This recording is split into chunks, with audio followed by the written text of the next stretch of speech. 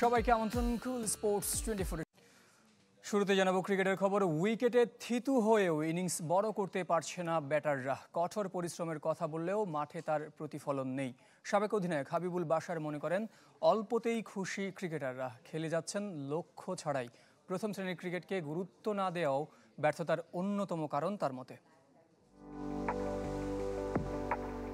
Test cricket run তোলার পাশাপাশি টিকে থাকার লড়াইও, যার জন্য প্রয়োজন কঠোর পরিশ্রম, একাগ্রতা, মানসিক শক্তি। দারুণ এক উদাহরণ হতে পারেন 22 বছরের ভারতীয় তরুণ যশস্বী জয়সওয়াল। নিজের প্রথম 4 সেঞ্চুরিকে 150 আর দুটোকে পরিণত করেছেন ডাবলে। দেখেও শেখে না বাংলাদেশ ব্যাটাররা। ওয়েস্ট ইন্ডিজের বিপক্ষে প্রথম ইনিংসে কিসের এত তারা? মুমিনুল, লিটন, জাকের আলীদের 50 বা তার কাছে যেতেই আউট। সাবেক অধিনায়ক হাবিবুল বাশারের প্রশ্ন, অনুশীলনে বেশি সময় কাটানো যদি পরিশ্রম হয়, ব্যাট করার সময় কেন তা মনে থাকে না? ওয়েস্টে গ্রেট সেঞ্চুরি করেছে, মাত্র 4টা বাউন্ডারি মেরেছে। সি ওয়ার্ক রিয়েলি হার্ড এবং তার জন্য কিন্তু কাজটা সহজ ছিল না, কিন্তু তিনি কিন্তু সময় নিয়েছেন, কষ্ট করেছেন। আমি বলছি যে সেঞ্চুরি করতে হলে 4টা বাউন্ডারি মারতে হবে, আপনি তো 15টা বাউন্ডারি মারতে পারেন, বাট এই হার্ড ওয়ার্কটা, এই মেন্টাল ফ্রেমটা খুব গুরুত্বপূর্ণ আমাদের জন্য। বাশারের দাবি, আগের তুলনায় দেশের প্রথম শ্রেণীর কাঠামো ভালো, উইকেটের মান উন্নত, সুযোগ সুবিধাও বেশি। তারপরও লঙ্গার ভার্সনকে গুরুত্ব দিচ্ছেন না ক্রিকেটাররা। আমার মনে হয় এখন আমাদের কনসেপ্টটা আমরা বড় হচ্ছি, চিন্তা করি যে প্রিমিয়ার লিগ এবং বিপিএল। অনেক সময় আমি দেখেছি, আই হ্যাভ সিন ইট, যে আমরা ফার্স্ট ক্লাস ক্রিকেটকে ইউজ করছি প্রিমিয়ার লিগের প্রস্তুতি হিসাবে। তো আমাদের আসলে উল্টা হওয়া উচিত। খেলোয়াড়রা যদি এটাকে আরও গুরুত্ব না দেয়, তাহলে আমাদের এই ক্রিকেটের উন্নতি হবে না। লক্ষ্য ঠিক না করেই বেড়ে উঠছেন এখনকার ক্রিকেটাররা, নিজের প্রতি প্রত্যাশাও কম। আমি 30-এ খুশি হয়ে যাচ্ছি না, 50-এ খুশি হচ্ছি না, 80-তে খুশি হচ্ছি, নাকি আমি 180 করলে খুশি হব। এই এক্সপেকটেশনটা নিজের কাছে খুব গুরুত্বপূর্ণ যে কোনো ক্রিকেটারের জন্য, স্পেশালি আপনি যখন টেস্ট ম্যাচে খেলবেন। বিশ্বমানের ক্রিকেটার হতে বড় স্বপ্ন দেখতে বললেন হাবিবুল বাশার। বাট এই স্কিল নিয়ে কিন্তু আরো ভালো করা সম্ভব। ইকরাম হুসাইন, চ্যানেল 24, ঢাকা। ক্রিকেট বোর্ডে নাজমুল হাসান পাপনের নেতৃত্বাধীন কমিটির আর্থিক অনিয়ম ও দুর্নীতির সন্ধান শুরু হয়েছে বলে জানিয়েছেন বর্তমান পরিচালক নাজমুল আবেদিন। পরিচালক সংকটে স্ট্যান্ডিং কমিটির দায়িত্ব নির্দিষ্ট নয়, তবে এ সপ্তাহেই তা ঘোষণা হবে বলে আশাবাদ তার।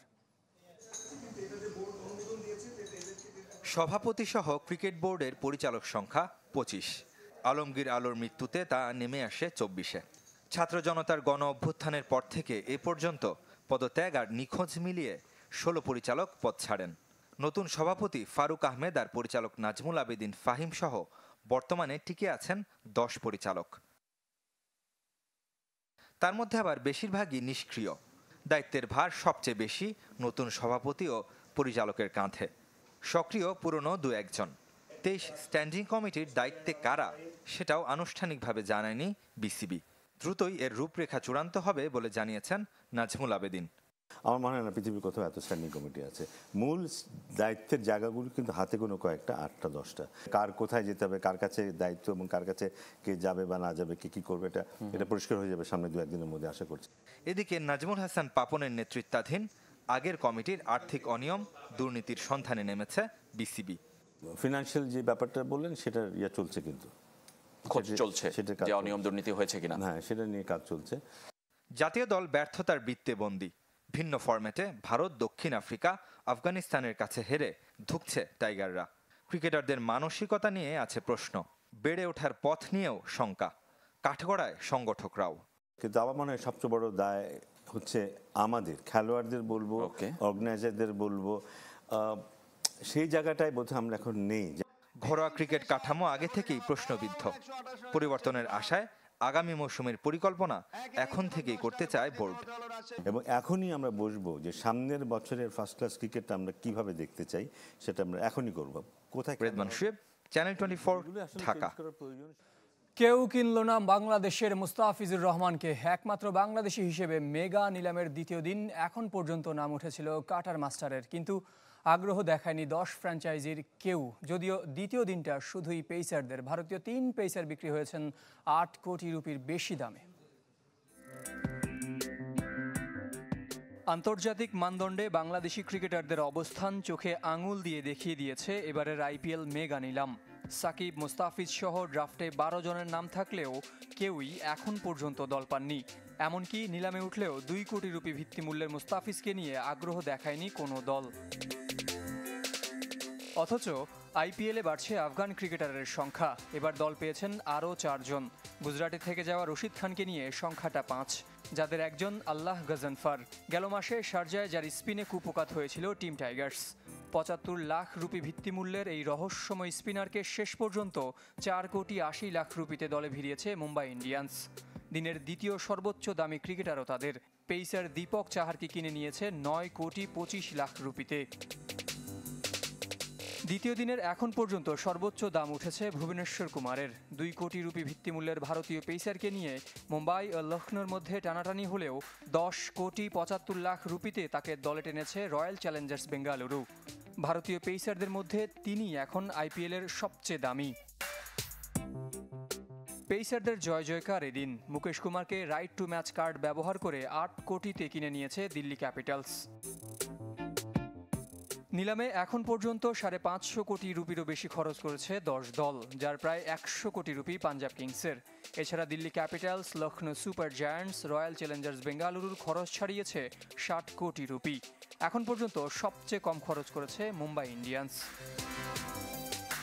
জহির সাগর, চ্যানেল 24। এবার জানাবো ঘরোয়া ফুটবলের খবর। এখন 3 জায়ান্ট রয়েছে ঘরোয়া ফুটবলে। 2 ঐতিহ্যবাহী আবাহনী মোহামেডানের সাথে বসুন্ধরা কিংস। এবারও প্রিমিয়ার লিগ কিংবা ফেডারেশন কাপ, এই 3 ক্লাবের মধ্যে থাকবে দর্শক আগ্রহ। শিরোপা রেসেও তারা অনুমেয়। আরও এক মৌসুমে আবাহনী মোহামেডানের ঐতিহ্য ফেরানোর মিশন আর কিংসের আধিপত্য ধরে রাখার। বসুন্ধরাকে আরও 20 বার চ্যাম্পিয়ন হলে তারপর মোহামেডান আবাহনী কাতারে আসতে হবে। এখনই আপনি কখনো বলবেন না যে আবাহনী মোহামেডানের কাতারে বসুন্ধরা চলে আসছে। টানা 5 বারের লিগ চ্যাম্পিয়ন, তবু বসুন্ধরা কিংসকে শীর্ষ ক্লাবের কাতারে রাখতে চান না আবাহনী কোচ মারুফুল হক। যদিও ঘরোয়া ফুটবলে 2 ঐতিহ্যবাহী দল আবাহনী মোহামেডানের দুশ্চিন্তা লাল ব্রিগেড। হারিয়ে ফেলা ঐতিহ্য ফেরানোর লড়াই আকাশী নীল আর সাদা কালোদের। অন্যদিকে কিংস নির্ভর। জাতীয় দলের বেশিরভাগ ফুটবলার বসুন্ধরায়, বিদেশি ফুটবলারদের মধ্যে রবসন রবিনিও নেই। তবু সমৃদ্ধ স্কোয়াড, হেড কোচও নতুন। বাড়তি আত্মবিশ্বাস, মৌসুমের প্রথম শিরোপা চ্যালেঞ্জ কাপ। গত মৌসুমে 3 আসর, এবারের চ্যালেঞ্জ কাপ। সবকটি রানার্স আপ মোহামেডান। দেশি বিদেশি ফুটবলারে বড় পরিবর্তন নেই। মৌসুমের বাকি 2 আসরকে ঘিরে সমর্থকদের আশায় রাখছেন ফুটবলাররা, সাথে স্টেডিয়ামে আসার আহ্বান। একমাত্র বর্তমানে মোহামেডানে আপনার বসুন্ধরার সাথে ফাইট করে।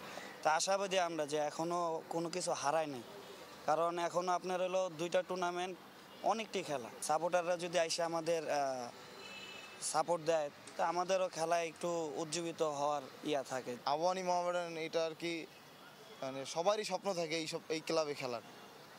তো ওভারঅল আমরা আর কি মানে চ্যাম্পিয়নের উদ্দেশ্যে আর কি লিগটা শুরু করব।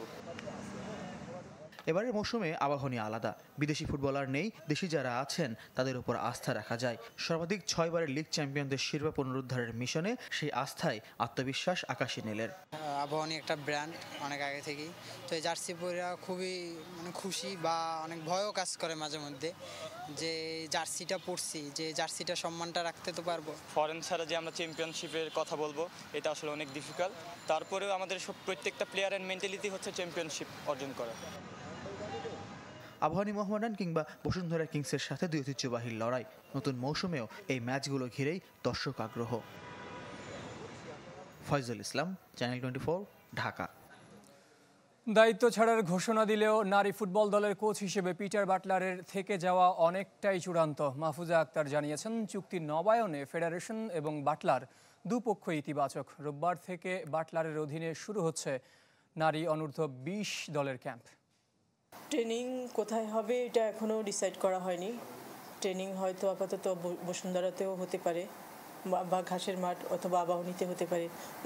ঘাসের মাঠেই করব যেখানেই করি, কারণ যেহেতু খেলা যদি আমরা বঙ্গবন্ধুতে খেলি, যদি না অ্যাকচুয়ালি আমরা হোস্ট হয়েছিলাম শুধুমাত্র বঙ্গবন্ধুতে খেলবো বলেই, যদি বঙ্গবন্ধুতে না হয় দেন সাব কি সিদ্ধান্ত দেয় তার উপর আমরা সিদ্ধান্ত নিব। জোড়া গোলে দলকে জিতিয়েও লিভারপুলে নিজের ভবিষ্যৎ নিয়ে অনিশ্চয়তার কথা জানালেন মোহাম্মদ সালাহ। লিভারপুলের সাথে সালাহর পথ চলা শুরু হয়েছিল 2017-18 মৌসুমে। মাঠের ফুটবলে ইতোমধ্যে দলকে জিতিয়েছেন চ্যাম্পিয়ন্স লিগ, প্রিমিয়ার লিগ সহ অসংখ্য শিরোপা। হয়েছেন মার্সিসাইড ক্লাবটির ইতিহাসের তৃতীয় সর্বোচ্চ গোলদাতা। কিন্তু তার ভবিষ্যৎ অনিশ্চিত, কেননা এই মৌসুম শেষ হচ্ছে লিভারপুলের সাথে সালাহর চুক্তি, কিন্তু এখনও ক্লাব থেকে তাকে কিছু জানায়নি। তাই নতুন ক্লাব খোঁজার কথা জানিয়েছেন মিশরীয় তারকা। সত্যি বলতে বর্তমান অবস্থা নিয়ে আমি পুরোপুরি হতাশ। ক্লাব থেকে আমাকে কোনো ধরনের প্রস্তাবনা দেয়া হয়নি। ডিসেম্বর চলে এসেছে, অথচ 2025 সালে আমি ক্লাবে থাকবো কিনা সে ব্যাপারে কিছুই জানানো হয়নি। রিয়াল মাদ্রিদ শিবিরে আবারও ইনজুরির হানা। মাংসপেশির ইনজুরিতে কমপক্ষে 3 সপ্তাহ মাঠের বাইরে থাকতে হবে ভিনিসিয়াস জুনিয়রকে। লেগানেসের বিপক্ষে লা লিগার ম্যাচে বাঁ পায়ের আঘাত পান এই ব্রাজিলিয়ান। পুনর্বাসনের জন্য এই সময়ের জন্য অন্তত 6 ম্যাচ ভিনিকে মাঠে পাবে না লস ব্লাঙ্কোস, যার মধ্যে চ্যাম্পিয়ন্স লিগে লিভারপুলের বিপক্ষে ম্যাচও রয়েছে। শঙ্কা রয়েছে কাতারের দোহায় ইন্টারকন্টিনেন্টাল ক্লাব ফাইনালে অংশ নেওয়া নিয়েও।